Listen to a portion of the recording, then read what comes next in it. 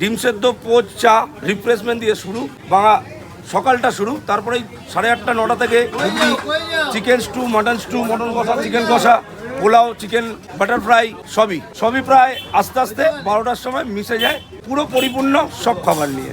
মোটামুটি কত প্রকারের আইটেম থাকে? 25-30টা তো থাকেই। মানুষের ভ্যারাইটিস চস। সকাল 6টা থেকে রাত্রি 9টা। 9টা 1 হলে দোকান বন্ধ। যে কোনো হলিডে আমাদের বন্ধ থাকে। হ্যাঁ, আমাদের নাম করে হয়তো হলিডেতে অনেক দোকান অনেক অপপ্রচার করে, সেইটা আমাদের রোববার বা এনি হলিডে এটা বন্ধ থাকে।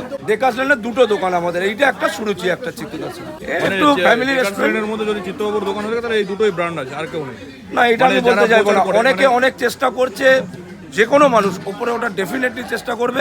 অতএব ডেকাসল্যান্ডের খাবার খুবই ইউনিক এবং প্রত্যেকটা দোকান নিজেদের চেষ্টা করে পকেট ফ্রেন্ডলি দেওয়ার জন্য এবং ভালো জিনিস খদ্দেরদের পাতে তুলে দেওয়ার জন্য। মানে এখানে কেউই খারাপ না, সবাই ভালো। এখানে কোনো মানে সবকিছু মানে টাটকা বানানো হয় তো? সবই টাটকা, কোনো কিছু নেই। ডেকাসল্যান্ড মানেই রাত্রির মানেই হাঁড়ি শেষ, সকাল 6টা থেকে আবার ধৈর্য নিয়ে তৈরি করা মানুষের পাতে তুলে দেওয়ার জন্য সুসজ্জিত খাবারটা।